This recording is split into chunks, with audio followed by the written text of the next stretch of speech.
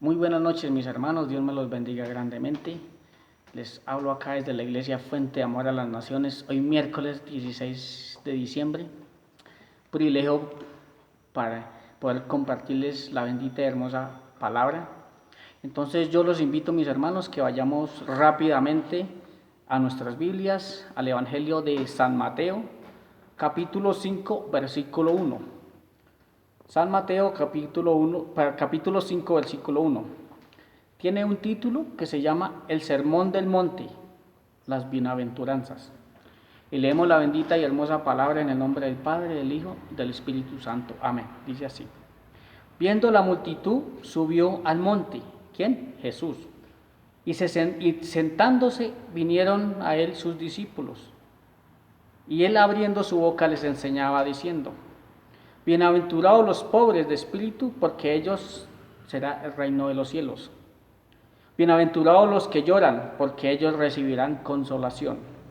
Bienaventurados los mansos, porque ellos recibirán la tierra por heredad. Bienaventurados los que tienen hambre y sed de justicia, porque ellos serán saciados. Bienaventurados los misericordiosos, porque ellos alcanzarán misericordia. Bienaventurados los limpios de corazón, porque ellos verán a Dios. Bienaventurados los pacificadores, porque ellos serán llamados hijos de Dios. Bienaventurados los que padecen persecución por causa de la justicia, porque ellos es el reino de los cielos. Bienaventurados sois cuando por mi causa os vituperen y os persigan y digan toda clase de mal contra vosotros mintiendo. Gozaos y alegraos, porque vuestro galardón es grande en los cielos, porque si persiguieron a los profetas que fueron antes de vosotros. Amén y amén. Amado Dios y Padre Celestial, en esta noche te doy gracias. Gracias por tu bendita y hermosa palabra, Señor. Gracias, Señor, porque eres tú quien nos habla, Señor, a través de tu palabra, Señor. Hoy en esta noche te pido en el nombre de Jesús de Nazaret que tomes el control de mi mente, de mi corazón y de mi vida, Señor. Que seas tú hablando a tu pueblo, Señor, que yo solamente sea ese medio, ese vaso, ese instrumento, ese canal, y tú seas esa agua viva, Señor. Toma el control de este lugar, toma el control de mi vida, danos sabiduría, discernimiento y entendimiento para poder entender tu palabra, Señor. Abra nuestros oídos espirituales para poder escuchar lo que tu Santo Espíritu quiere hablar a tu iglesia, Señor. En el nombre poderoso de Jesús, amén, amén y amén. Las bienaventuranzas, muy hermosas. Cuando Jesús estaba en el monte, sube al monte, se dirige ¿a quién? A los seguidores y primordialmente a sus discípulos. Y él hablando les da un sermón, por eso el sermón del monte. Les da un sermón o una enseñanza de vida y les explica cómo debe ser el carácter de un cristiano, de un seguidor de Cristo, de un discípulo de Cristo, en este caso de un creyente convertido al Evangelio. ¿Cuál debe ser el carácter y cuál sería la recompensa? Por eso les hablaba de las bienaventuranzas. ¿Qué son las bienaventuranzas? Bienaventuranzas quiere decir doblemente feliz. O sea, ¿qué tenían que hacer para alcanzar esa felicidad? La verdadera felicidad que solamente la da ¿quién? El Señor Jesucristo. O sea, ¿qué tenían que hacer para ser felices? Bienaventurado es doblemente feliz, dichosos y privilegiados. Entonces, esos eran los discípulos y esos somos nosotros los que creemos en Jesús. Las bienaventuranzas son 9, ya las leímos. Dice la primera, los pobres de espíritu. ¿Cuáles son los pobres de espíritu? Los que reconocen su pobreza espiritual y reconocen que necesitan a Jesús como su Salvador. La segunda, los que lloran. Dice, bienaventurados los que lloran, los que reconocen su necesidad de Jesús y claman ante Él con un corazón contrito y humillado. La tercera, bienaventurados los mansos. ¿Cuáles son? Los que esperan con paciencia la dirección de Dios para actuar de acuerdo a su voluntad. La cuarta, bienaventurados los hombres que tienen hambre y sed de justicia. Esa la vamos a dejar para lo último. La quinta, bienaventurados los misericordiosos, porque ellos alcanzarán misericordia. ¿Qué quiere decir esto? Los que tienen un corazón transformado por el amor y el perdón de Dios, o sea, recibieron misericordia de Dios, entonces muestran misericordia y compasión por otras personas. Ellos son bienaventurados. Bienaventurados los limpios de corazón, los que tienen un corazón que se inclina a hacer las cosas que agradan a Dios, lo recto y lo correcto delante de Dios. Son bienaventurados, un corazón limpio. Los pacificadores, ¿cuáles son los pacificadores? Su misión, los que se encargan en reconciliar al mundo con Dios por medio de ¿quién? Del Evangelio, los que dan a conocer la obra redentora de Jesús. Los que padecen por causa de la justicia, o sea, por causa del Evangelio, ¿cuáles son? Los que defienden el Evangelio. Bienaventurados aquellos que defienden el Evangelio, los que no negocian el Evangelio, los que no pervierten el Evangelio. Bienaventurados ellos. Los que padecen, la número 8, los que padecen por causa de la justicia, listo. La número 9, los vituperados. Cuando son vituperados, maltratados y ultrajados por causa del Evangelio. Entonces, cuando nosotros somos vituperados, maltratados, por debajeados, denigrados por causa del Evangelio, somos doblemente felices. Eso me enseña la palabra. Entonces, quiero enfocarme en la bienaventuranza, la número 4, que está en el capítulo 5, versículo 6. Quiero enfocarme en esa. Dice, bienaventurados los que tienen hambre y sed de justicia, porque ellos serán saciados. Vamos a hablar de eso.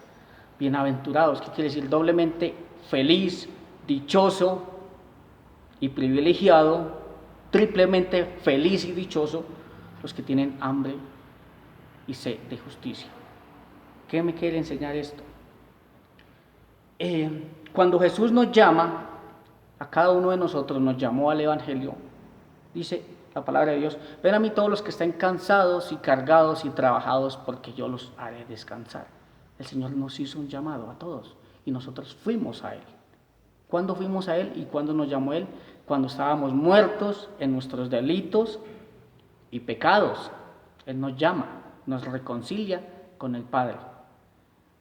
Cuando estábamos muertos, cuando nos pasó de muerte a vida. Cuando andábamos en tinieblas, nos transformó de las tinieblas a la luz admirable que es Cristo Jesús. Ya nos llama el Señor. Ya somos ovejas de su prado. Ya somos de su propiedad. Ahora, ¿qué quiere Jesús? ¿Qué quiere el Señor de usted y de mí? Que tengamos hambre y sed de Él. Hambre y sed de justicia. ¿Y quién es la justicia? ¿Quién es el juez justo? Jesús de Nazaret. El Señor es nuestro juez justo. Él es la justicia. Que tengamos sed, hambre y sed de Él. Por eso es que, hermanos, tenemos que tener hambre y sed de justicia, hermano. ¿Qué quiere decir? Que Jesús quiere una iglesia que nosotros, sus hijos, los que esperamos en el Señor, que realmente tengamos hambre y sed de buscarlo. Que realmente usted y yo sí tenemos sed por Él, tenemos hambre por Él. El hambre es una necesidad del cuerpo, que cuando uno tiene hambre, realmente uno tiene que comer, tiene que alimentarse, uno no aguanta un hambre. Cuando uno tiene sed, es un deseo que uno tiene que tomar agua para poder vivir, para poder estar en pie, para poder sostenerse, tú tienes que alimentarte. Por eso el cuerpo es un deseo que le da a uno, que una necesidad del cuerpo, una necesidad natural del cuerpo que te dé hambre y sed. Entonces, si hablamos en nuestro hombre interior, El hombre espiritual también tiene que tener una necesidad. ¿De qué? De hambre y sed espiritual. Eso es lo que nos mantiene vivos espiritualmente. ¿Quién nos calma esa hambre y quién nos calma esa sed? El Señor, hermano. El Señor quiere hoy en día, y más para estos tiempos finales, tiempos malos, tiempos peligrosos, tiempos donde la maldad está abundando, pero la palabra de Dios dice que donde la maldad abunda, la gracia sobreabunda.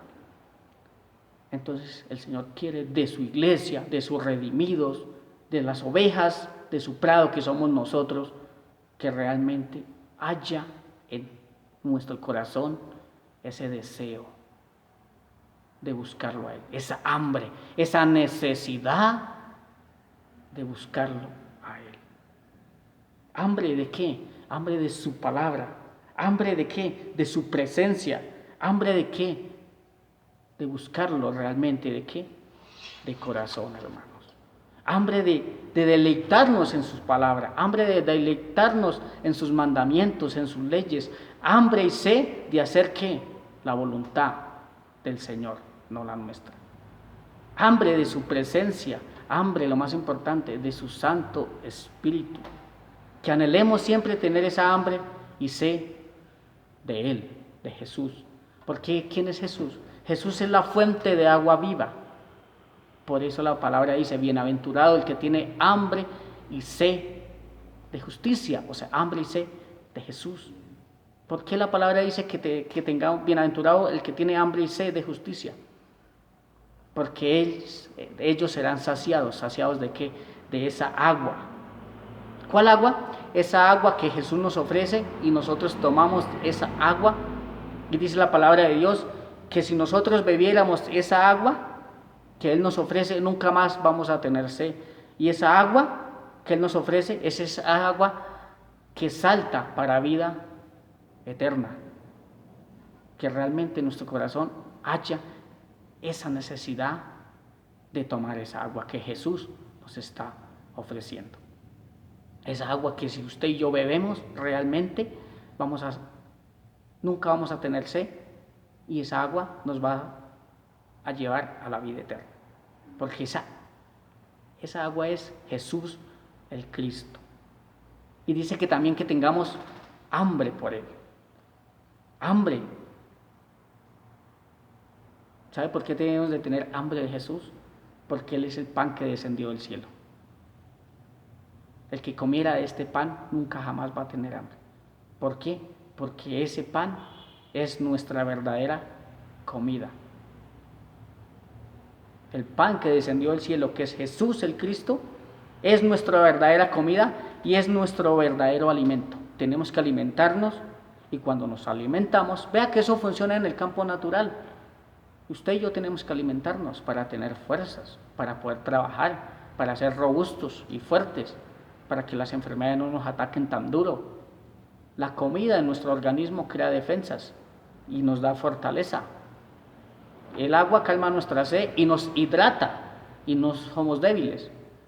¿Cuánto más que ya nosotros somos espirituales y conocemos por medio del Espíritu a Jesús? ¿Cuánto más tenemos que alimentarnos de lo espiritual? Alimentar nuestro espíritu, cosa que por lo hecho estamos. ¿Sabe por qué la iglesia está en crisis hoy en día? ¿Sabe por qué la iglesia está como está?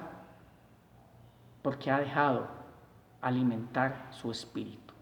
Ha dejado de alimentar su espíritu, porque ya la iglesia no tiene hambre, porque ya la iglesia no tiene sed de buscar de corazón realmente ¿a quién? A Jesús el Cristo, hermanos. Realmente eso no es mentira para nadie en cómo está la iglesia hoy en día. Está deschavetada, está fría, la iglesia está fría, la iglesia está desanimada, la iglesia ya no quiere saber de Dios, decirlo así. Muchas veces la gente se congrega, pero mal lo hace por cumplir un día más o por cumplir un domingo más, que porque realmente en su corazón hay hambre y sed y anhela buscarlo, escuchar su palabra, honrarlo y alabarlo. Más se está haciendo de congregarnos más por una religiosidad, más que porque realmente en tu corazón y en mi corazón haya hambre y sed de buscarlo, que es diferente. Por eso vemos a la gente desanimada, por eso la iglesia está en crisis, la iglesia está en una crisis espiritual tremenda, porque hermanos, yo lo digo, no tenemos por qué venir a decir mentiras ni engañar a las personas. Quizás la iglesia está en otro cuento, tiene más hambre y sed por las cosas del mundo, tiene más hambre y sed por buscar la felicidad que el mundo le ofrece. Pero la felicidad que el mundo ofrece es pasajera. Hermanos, como dice la palabra de Dios, el mundo pasa y sus deseos, pero el que hace la voluntad de Dios, ese permanece para siempre. El mundo pasa y sus deseos, pero el que hace la voluntad de Dios, ese permanece para siempre. Y es doblemente feliz, o sea, es bienaventurado el que hace la voluntad de Dios. Dichoso, satisfecho, dichoso. Hermanos, tenemos que realmente, si tú no tienes en tu corazón esa hambre, ese anhelo, ese deseo, esa sed de buscar al Señor, es porque algo está pasando en tu vida. Tu vida espiritual está en peligro. Puede estar en peligro y sin darte cuenta, sin yo darme cuenta. Porque si en tu corazón no hay esa sed, esa hambre de justicia, estamos graves. Estamos graves y tu vida espiritual está en peligro. Está en peligro. Entonces tenemos que tener cuidado, que realmente haya en nosotros esa hambre y sed de justicia, esa hambre por buscar su presencia, por buscar su rostro, que anhelemos estar en su presencia, que no saquemos excusas. Hermano, hoy en día le sacamos excusa a todo, al único que le sacamos excusas es al Señor, porque para todo hay tiempo. Es porque realmente en mi corazón no está ese deseo de anhelar la presencia del Señor. Eso es peligroso. El mundo pasa y sus deseos, hermano. Este mundo es pasajero, aquí estamos de paso. Pero la palabra de Dios me enseña que el que hace la voluntad de Dios permanece para siempre. Es bienaventurado y seremos saciados. Que el Señor coloque en tu corazón, en mi corazón, coloque en tu casa, coloque en tu vida, en tu familia, que haya realmente esa necesidad de buscar el rostro del Señor, de buscar su presencia. Que coloque en cada uno de nuestros corazones esa hambre y esa sed de justicia. ¿Para qué? Para que podamos ser saciados. ¿Y cómo nos sacia el Señor? A través de su palabra, a través de su presencia. Qué hermoso. No nos saciamos, no nos sentimos satisfechos, no nos sentimos doblemente felices, no nos sentimos privilegiados cuando nos postramos delante de la presencia del Señor. No nos sentimos llenos, no nos sentimos bienaventurados cuando nos postramos delante de Él, cuando buscamos su presencia, cuando buscamos su rostro. Que cada día coloque en nosotros ese anhelo y ese deseo para que Él nos sacie cada día más. Que haya en nosotros esa necesidad y necesidad y necesidad y necesidad y deseo y hambre y sed de Él cada día más. Para que Él nos llene y nos llene y nos llene y seamos saciados y saciados de Él, de su presencia, de su llenura, de la llenura de su Santo Espíritu. Hermanos, yo los invito a que vamos a leer Lucas, el Evangelio de Lucas, capítulo 11, versículo 9 en adelante.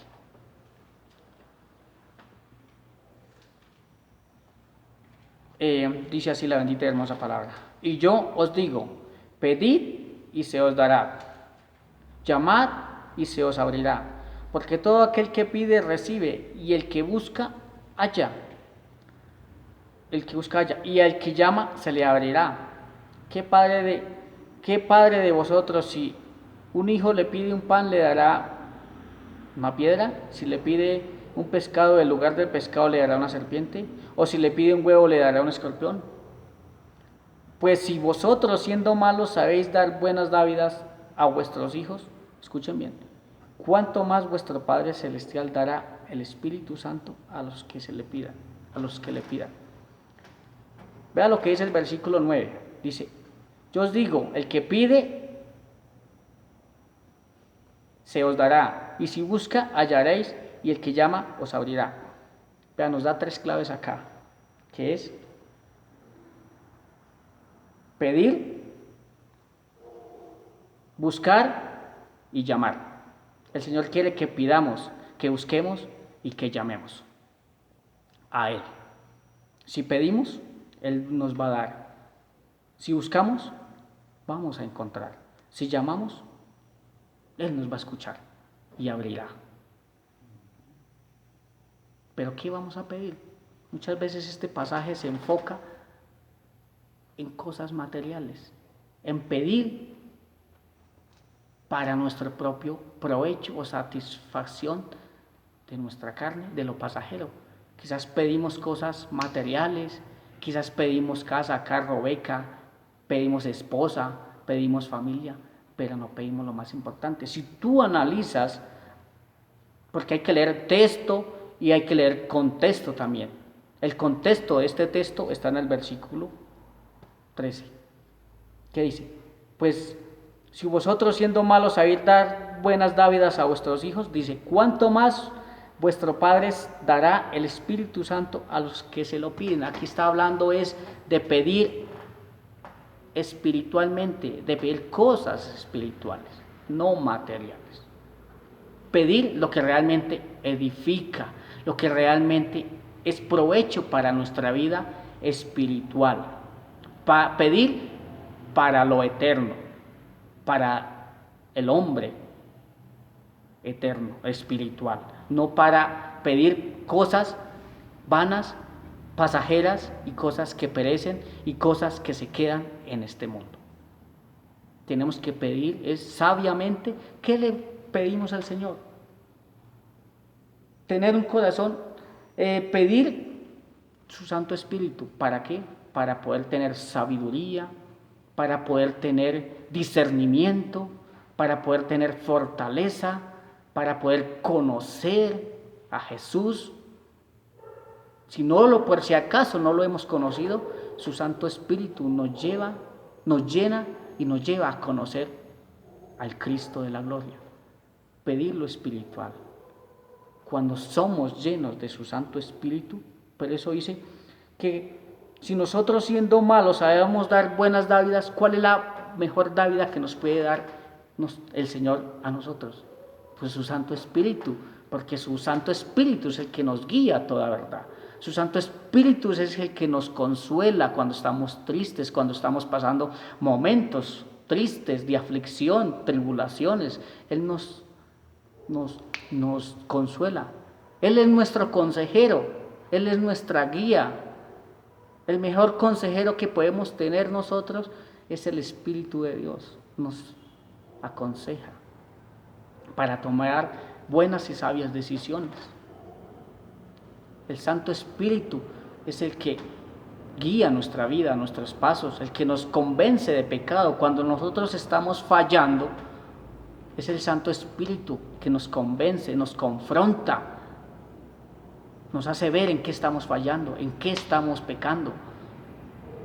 Eso es lo que la iglesia debe de pedir, y más en estos tiempos.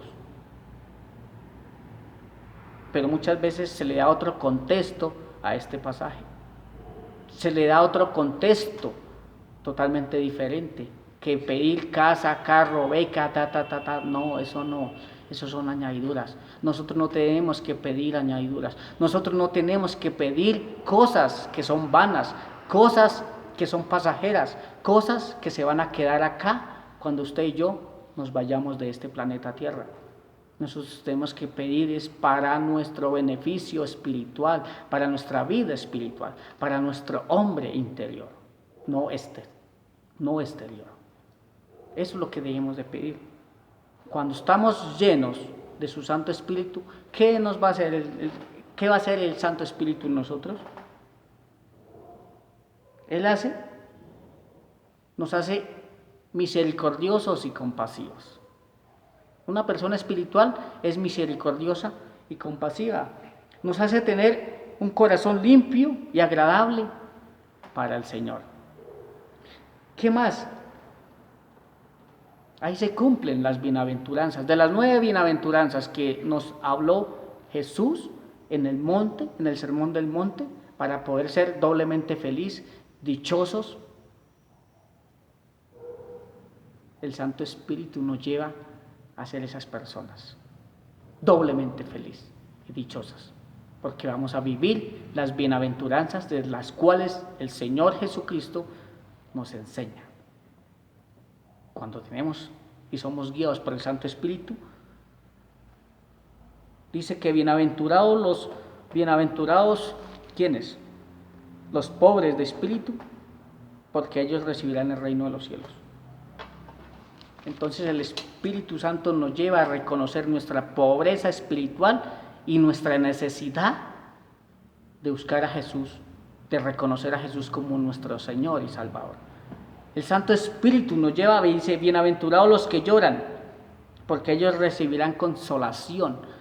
Entonces el Santo Espíritu hace en ti y en mí que reconozcamos nuestra necesidad de buscar a Jesús, de clamar ante Él con un corazón contrito y humillado.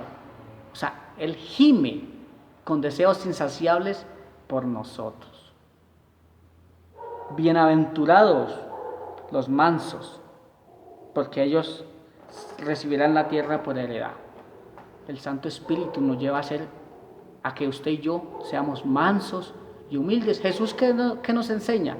Sé mansos y humildes porque yo soy manso y humilde. ¿Y cómo va a poder yo ser manso y humilde en mis fuerzas?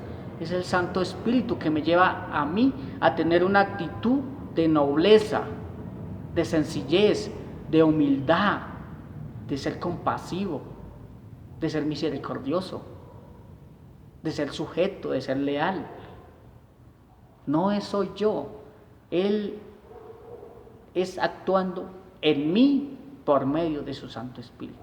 Ahora sí entienden por qué el Señor dice que pedid y se os dará, llamad y se os abrirá la puerta. Y en el contexto nos enseña, pedid el Santo Espíritu de Dios, para que seamos llenos y podamos ser esas personas felices y dichosas. En medio de la tribulación, en medio de las circunstancias, usted y yo nos gozamos, porque es el Santo Espíritu que nos consuela, nos llena, nos lleva, nos empuja, nos introduce al cuerpo de Cristo y nos lleva a tener hambre y sed de justicia. Usted y yo no podemos tener hambre y sed de justicia si no es el Santo Espíritu que coloca en usted, en su corazón, hambre y sed y necesidad de buscar a Jesús. Ahora sí me entienden por qué la iglesia en pleno siglo XXI está en una crisis tremenda, crisis espiritualmente mal. Así está la iglesia, en crisis espiritual. Porque pedimos de todo, menos lo más importante, la llenura del Santo Espíritu. Eso es lo que coloca en nosotros el Santo Espíritu. El querer como el hacer. Coloca en nosotros esa necesidad inmensa de buscar a Jesús. Coloca en nosotros esa hambre y sed de buscar a Jesús, al Maestro, para que seamos saciados por medio de su palabra, por medio de su presencia, cuando entramos en ayuno, cuando entramos en comunión con el Padre. ¿Y qué nos lleva a entrar en comunión con Jesús? ¿Es su voluntad o es mi voluntad? ¿Es su querer o es mi querer? ¿Es su deseo o es mi deseo? No. El que nos lleva